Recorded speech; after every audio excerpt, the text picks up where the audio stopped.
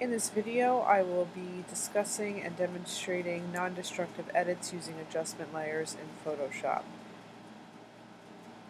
The first thing you want to do is open up a bridge to figure out which images you are going to edit. So you are going to select two overexposed images and two underexposed images. So two images that are super light or overexposed, and then two that are dark, underexposed.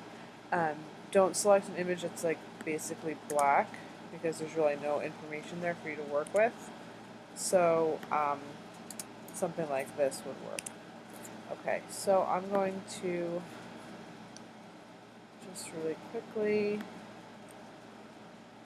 select these images here. Okay, and then I'll double click and open them up in Photoshop. Okay, so let's work on this one first. So this is super bright, overexposed. We lose a lot of details here because it's totally blown out. Okay, so the first thing I want to show you is cropping and straightening. This is your crop tool. When you click on that, you get some different options up here at the top. For this project, we're just going to change the ratio to 5:7, so it's going to easily print to a 5:7. Okay, and if you click on these little arrows in between, you can switch the orientation here. So I'm just going to leave it a horizontal or a landscape photograph. And I want you guys to deselect this little check mark. So if you deselect that, it means you are not deleting the cropped pixels, which means that even your crop is non-destructive, so that you can go back if you decide later that you want those pixels back. So when you save the final version as a JPEG or something else like that, and everything's flattened, those pixels will eventually get deleted, but while you're still working on the image, I would definitely uncheck that. And then you have this fancy little straighten tool here. It looks like a little level. And what that does is it can help straighten your image. So if you have an image that has a horizon line in it, or some sort of major architectural details that seem a little bit crooked, you can use this to straighten your image. Okay, so you can click on the little bubble, and what you can do is actually draw a line. So I'm going to use this as my guideline. So I draw the line along the edge of that molding, and it's going to automatically rotate and straighten my image. Okay, and that will also automatically change the frame of my photo so that I'm not including the pixels that are getting cut off by rotating. You can also manually straighten your image.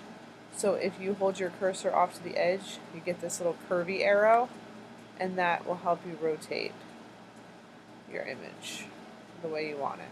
Okay? So that is cropping and straightening. Now this change has not been committed to my image. It has not been finished until I hit the enter or return key, or I can click on this little check mark here. So now my image is cropped. Okay, great. Okay, so this one is overexposed. It's really dark, and the first thing that you can do is try adjusting your brightness and contrast and see if that will help, and if that doesn't help, then you can try your levels adjustment. So this is your adjustments panel, and it has all these different adjustments here. We are going to be using brightness and contrast as well as levels. Eventually we'll get into curves, and then we'll be using color balance for this project too. So you just really need to worry about these three here for now. Okay, so what happens when I click on this is it creates a new layer. You can see that this layer doesn't really have anything in it because it doesn't have pixels in it. It's just affecting the pixels below it. So then Properties panel pops up, and I can drag the little cursor over depending on where it needs to go. So this image is overexposed, meaning it's way too bright, so I can knock this down a little bit and see if that helps my image look a little bit better. Okay, now as I go down, you start to see that getting some really gross things happening here because it's negatively affecting my picture quality. So I'm going to go back up, maybe play with my contrast. That doesn't really help. Okay, contrast is a difference between lights and darks. So that's not really working for me. So I'm going to go ahead and just click on that little garbage can, delete that layer. I don't like it. So I'm going to try levels. Okay, and this kind of tells you where you are as far as your lights and darks. So you know you need to increase some of your darker areas. You can drag these over according to what you need for your image. Okay, you can also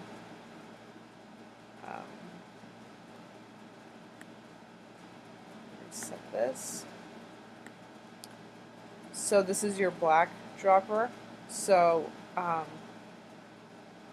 you can click in an area that you know you want to be like your blackest point. So like something that's in a shadow. So I'll click here.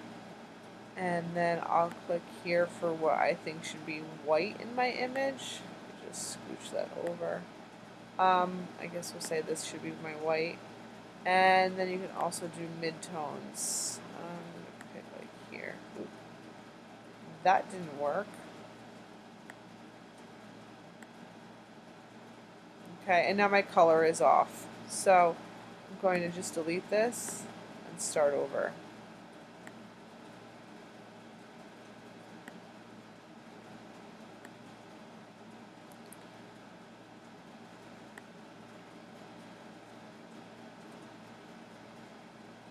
Okay. So that looks a little bit better. Now what you can see is that the original image has not been affected permanently. You have this whole other layer above that, okay? This image is also yellowy or orangey, so this would also need to be fixed as far as color balance. This image needs additional work due to the fact that there's such stark differences in the image because I had like a little table lamp set up there. So what I would eventually do is some masks, but I don't want to overwhelm you right now with that, so we're not going to get into that. So do your best to get your image to have a nice range of dark areas as well as highlights and all of your midtones in between. Let's go here. So this is a really dark image. So I'm going to just click on my levels and you can see the histogram image, this little mountain, is totally different than the previous image. So we really need to bring up our highlights in this. So I'm going to keep going over and then maybe I'll move my midtones over. And here you get a better looking image than in the previous example. Okay? Oops. So went from being super dark to now we get to see some of the detail. We could barely see the aloe plant up here or any of the detail in the flower pot.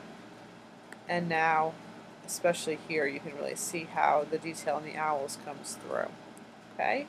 And then you can also always just double click here and you'll get back to your histogram and then you can continue making edits if you want to change anything. Okay. So let's go here and let's play with color balance. So like I said, it was sort of a yellowy, orangey hue to it. My walls are actually a pretty bright bluish teal color. So what you want to do is move these sliders to the opposite side of whatever is wrong with your color. Okay, so it's a little bit yellowy, so I'm going to start with my blue. So this molding I know is white. So I want to try to get that to look a little bit brighter and white. And now it's appearing a little bit reddish. So now I will knock this down and drag away from my red. And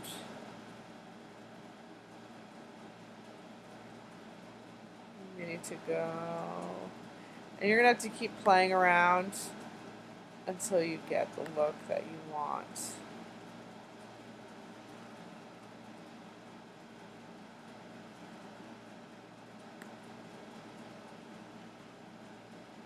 Okay, and I think that looks pretty good. So again, here you have this RNG cast to it, and now you have um, the colors look a little bit more accurate. Um, you can also try photo filter for color. So this right now is set to a warming filter, which I don't want because it's already too warm. So let's try a cooling filter. Okay, and you can change the density of that so that has like more of an impact on the image. You can also change the shade of blue, but I'm not going to get into that right now. You could try this cooling filter. I actually think that one probably does a pretty good job. Maybe I'll play with this a little bit. Yeah, that does a pretty good job. So let's look at the original. So I did color balance adjustments manually, and that's what that looks like. And then the photo filter.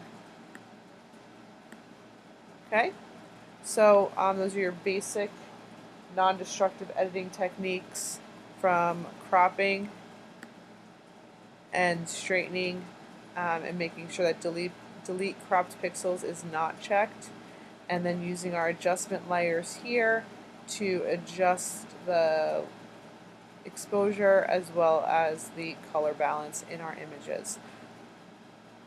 So thanks for watching and enjoy editing your photos.